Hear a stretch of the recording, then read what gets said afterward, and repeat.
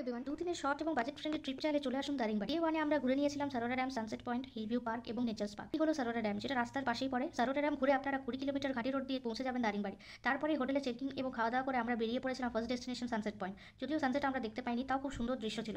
দেন আমরা বেরিয়ে পড়লাম হিলভিউ পার্কের উদ্দেশ্যে, যেটা ছোট পাহাড়ের উপরে বানানো। এবং আমরা তারপরে হিলভিউ পার্কের ভেতরে ঢুকে দেখতে পেলাম যে উপর দিকে উঠতে হচ্ছে, কারণ সেইখানেই আছে পার্ক এবং সেই পার্কেই আছে সেই ভিউ পয়েন্ট। সেই ভিউ পয়েন্টে উঠে গিয়ে দেখলাম একটা বিশাল সুন্দর একটা ভিউ, যেটা হলো একটা পাইন ফরেস্টের পাহাড়। এটা দেখতে সত্যি অসাধারণ লাগছিল।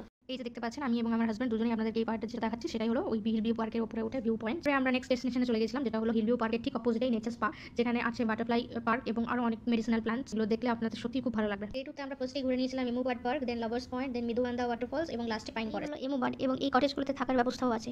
এই নেক্সট ডেস্টিনেশন লাভার্স পয়েন্ট, যেখানে সেরকম কিছু ছিল না, একটা ছোট্ট ওয়াটারফলস ছিল। দেখুন আমি আপনাদেরকে দেখাচ্ছি পেছন দিকে, এটাই হলো সেই ছোট্ট ওয়াটারফলস। আপনারা রাস্তাটাই দেখতে পাচ্ছেন, অপূর্ব সুন্দর। দেন আমরা কফি গার্ডেনে পৌঁছে গেলাম, ওখানে কফি প্ল্যান্টের সাথে সাথে কফি সিডস দেখলাম এবং হঠাৎ চোখে পড়লো দারিংবাড়ি ক্যাফে এবং এর কফি খেয়ে এবং ওনাদের হাতে তৈরি প্লেটস বানানো দেখে কিছু ফটো তুলে চিলড্রেন্স পার্কে ঘুরে এবং বাইরে দারচিনি কিনে মিদুবান্দা ওয়াটারফলসের উদ্দেশ্যে বেরিয়ে পড়েছিলাম। এই যে দেখতে পাচ্ছেন আমার হাতে দারচিনির প্যাকেট। তারপর সুন্দর প্রাকৃতিক দৃশ্য উপভোগ করতে করতে পৌঁছে গেলাম মিদুবান্দা ওয়াটারফলস। এখানে কিছু ফটোগ্রাফি তুলে আমরা বেরিয়ে পড়লাম পাইন ফরেস্টের উদ্দেশ্যে। এর মাঝে আমি একটা কথা বলে দিই, আমরা যেহেতু ওড়িশার বহরমপুরে থাকি, আমরা গাড়ি নিয়ে গেছিলাম এবং আমরা খুব ভালোভাবে লোকেশনগুলো কভার করতে পেরেছি। এই যে দেখছেন, এটা হলো পাইন ফরেস্ট। এটার সময় একটু দাঁড়িয়ে ফটো তুলে আমরা বাড়ির উদ্দেশ্যে বেরিয়ে পড়লাম। আপনাদের যদি কোনো কোয়ারি থাকে তাহলে অবশ্যই কমেন্ট বক্সে জানাবেন, আমরা আপনাদের হেল্প করে দেবো।